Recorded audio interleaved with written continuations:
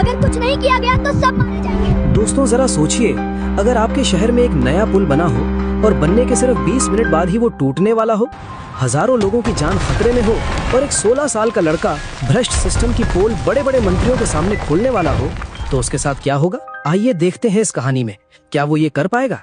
जानने के लिए पूरा वीडियो जरूर देखना। शहर के सबसे बिजी चौराहे पर एक नया ब्रिज बनकर तैयार खड़ा था, नया फ्लाईओवर। आसपास के हर खंभे, हर दीवार पर नेताओं के बड़े बड़े पोस्टर लगे थे।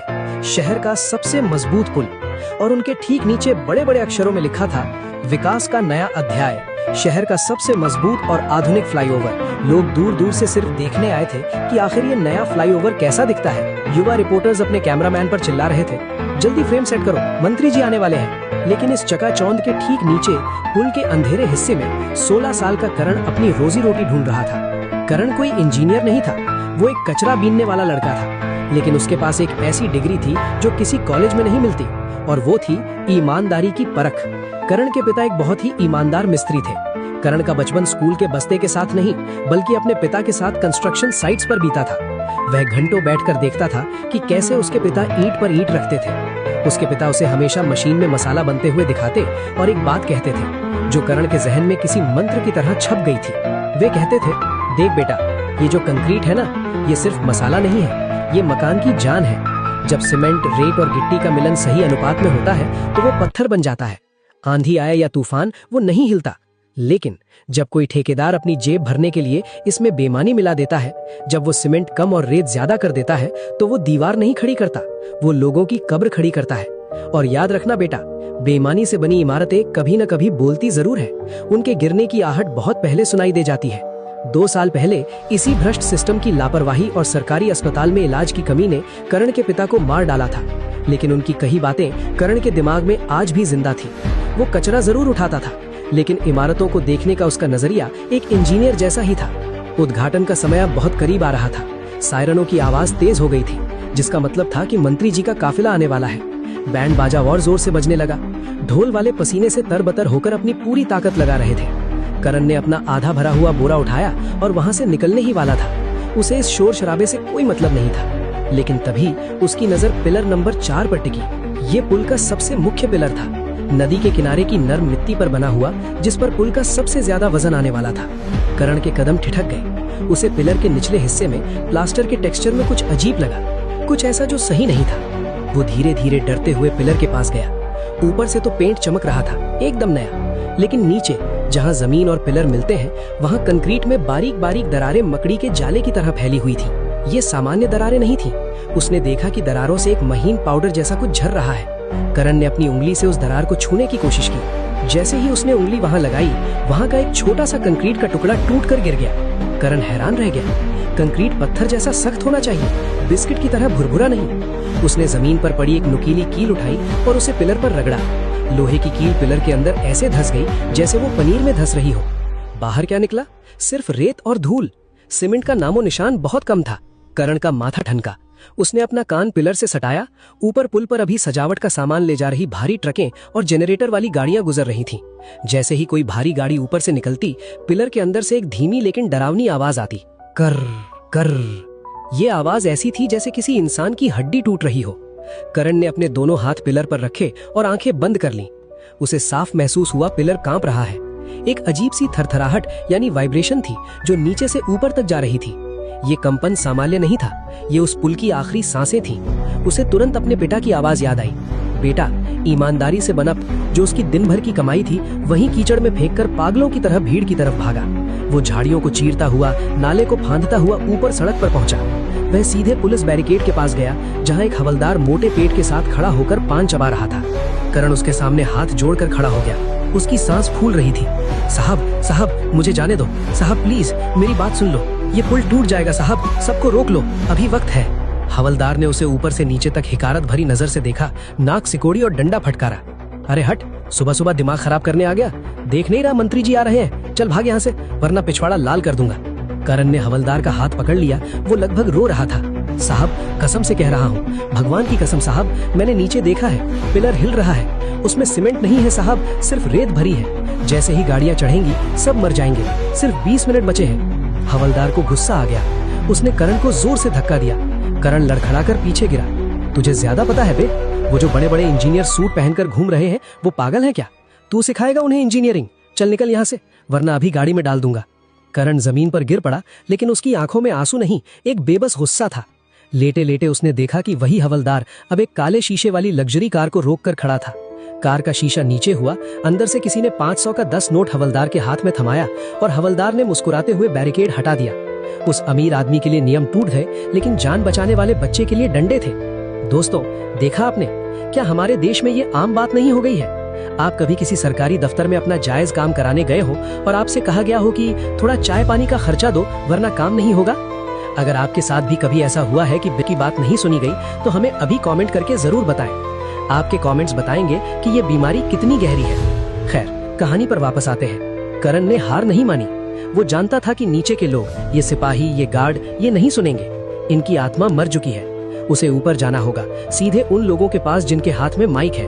वह बैरिकेड के नीचे से रेंग कर भीड़ के पैरों के बीच से निकला और पागलों की तरह दौड़ता हुआ सीधे मुख्य मंच की सीढ़ियों की तरफ भागा। उसके कपड़े फटे थे, चेहरे पर कीचड़ था। वो किसी डरावने सपने जैसा लग रहा था। वो रुका नहीं, दौड़ता हुआ सीधे चीफ इंजीनियर वर्मा और कलेक्टर के सामने जाकर खड़ा हो गया, जो मंच पर खड़े होकर हंस रहे थे। करण ने अपनी पूरी वह बैरिकेड के नीचे से रेंग कर भीड़ के पैरों के बीच से निकला और पागलों की तरह दौड़ता हुआ सीधे मुख्य मंच की सीढ़ियों की तरफ भागा। उसके कपड़े फटे थे, चेहरे पर कीचड़ था। वो किसी डरावने सपने जैसा लग रहा था। वो रुका नहीं, दौड़ता हुआ सीधे चीफ इंजीनियर वर्मा और कलेक्टर के सामने जाकर खड़ा हो गया, जो मंच पर खड़े होकर हंस रहे थे। करण ने अपनी पूरी पेमेंट कम डाला है ना? बताइए साहब, क्योंकि उसका पैसा आपकी और ठेकेदार की जेब में गया है। ये पुल लोहे और सीमेंट से नहीं, भ्रष्टाचार के पैसों से खड़ा है। इसमें ऊपर से नीचे तक सबका कमीशन सेट है, इसलिए आप मेरी बात नहीं सुन रहे। इंजीनियर का चेहरा सफेद पड़ गया, उसके माथे पर पसीना चमकने लगा। करण ने भरे मंच पर वो बात बोल दी थी जो सब जानते थे, पर बोलने की हिम्मत किसी में नहीं थी। बकवास बंद कर, इंजीनियर चिल्लाया। उसकी आवाज कांप रही थी। तुझे पता है हम कौन है? ये सरकारी प्रोजेक्ट है, IIT से टेस्टिंग हुई है इसकी। तू अनपढ़ गवार हमें सिखाएगा? टेस्टिंग कागज पर हुई होगी साहब, नियत की टेस्टिंग नहीं हुई है। चीखा करण। उसकी आंखों से अब आंसू बहने लगे थे। मैंने उसे कांपते हुए महसूस किया है। मैंने अपने कानों से उसे रोते हुए सुना है। भगवान के लिए अभी लोगों को रोक लो, गाड़ियों को ऊपर मत आने दो। वहां खड़े कुछ लोग और मीडिया वाले ये तमाशा देख रहे थे। किसी ने कैमरा करण की तरफ घुमाया, लेकिन सिस्टम का अहंकार और लालच बहुत बड़ा होता है। एक बड़े नेता के चमचे ने आगे बढ़कर कहा, अरे ये सब विपक्ष की चाल है। हमारा प्रोग्राम खराब करने के लिए इस बच्चे को पैसे देकर भेजा है। ये नौटंकी कर रहा है, हटाओ इसे यहाँ से। मत करो साहब, पाप लगेगा, मासूम बच्चे मारे जाएंगे।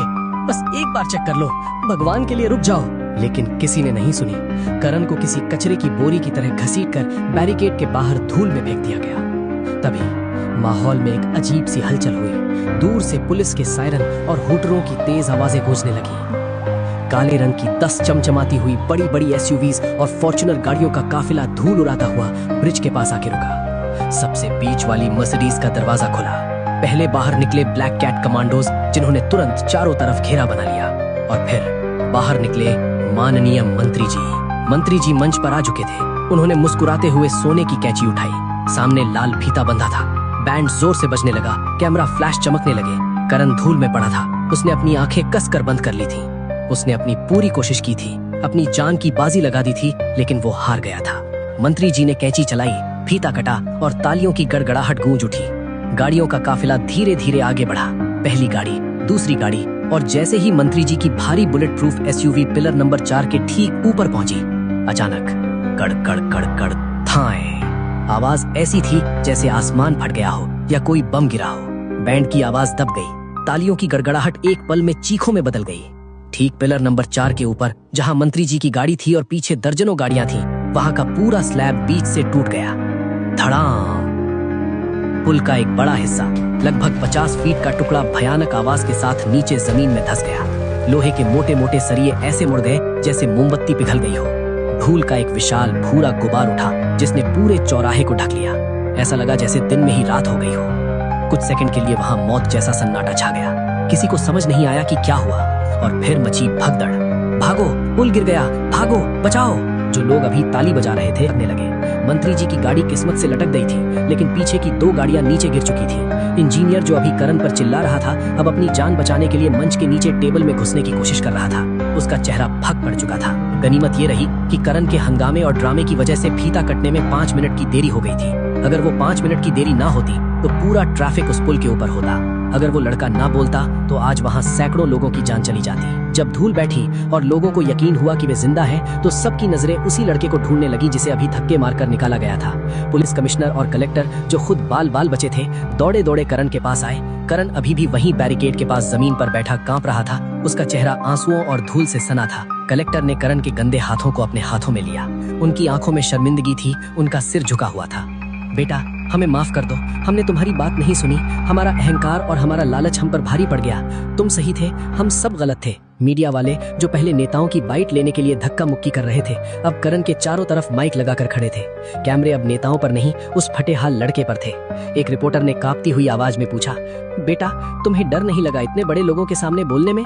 तुम्हें पता था ये लोग तुम्हें मार भी सकते थे? करण ने धीरे से सिर उठाया। उसकी आंखों में अब डर नहीं बल्कि एक अजीब सी आग और सुकून था। उसने कैमरे के लेंस में सीधे देखते हुए कहा, साहब डर तो मुझे पुल के हिलने से लग रहा था। डर तो मुझे उन बेगुनाह लोगों के लिए लग रहा था। इन नेताओं से क्या डरना, ये तो बस फीता काटने आते हैं, फोटो खिंचवाते हैं और चले जाते हैं। जब पुल गिरता है तो उसके नीचे दबकर मरते तो हम गरीब ही है ना साहब। मेरा बाप भी ऐसे ही मरा था।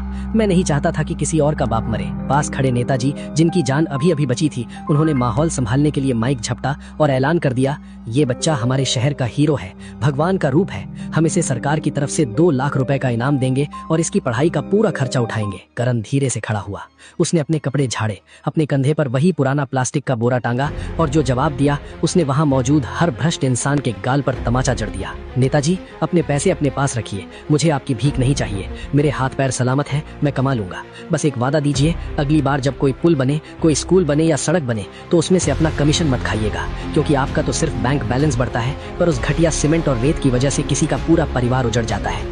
ईंटों में ईमान मिलाइए, रेत नहीं। करण की ये बात सुनकर वहां मौजूद पब्लिक ने, पुलिस वालों ने और यहाँ तक कि कुछ मीडिया वालों ने भी तालियां बजानी शुरू कर दी।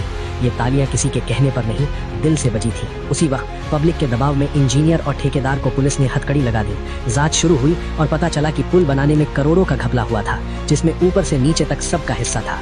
वो पिलर अंदर से खोखला था, बिल्कुल वैसे ही जैसे करण ने कहा था। अगले दिन देश के हर अखबार के पहले पन्ने पर करण की फोटो छपी। हेडलाइन थी, कचरे के ढेर में मिला असली सोना। 16 साल के करण ने सिस्टम को आईना दिखाया। करण ने उस दिन साबित कर दिया कि इंसान कपड़ों से, पैसों से या पद से बड़ा नहीं होता। इंसान बड़ा होता है अपने कर्मों से, अपनी हिम्मत से और अपनी नीयत से। उसने उस दिन सिर्फ जान नहीं बचाई, उसने सोए हुए शहर को जगा दिया। उसने बता दिया कि अगर नीयत साफ हो तो एक अकेला इंसान भी पूरे सिस्टम को हिला सकता है। तो दोस्तों, ये थी करण की कहानी, एक ऐसी कहानी जो हमें सोचने पर मजबूर करती है। अगर इस कहानी ने आपके दिल को छुआ है तो वीडियो को लाइक करें और कमेंट में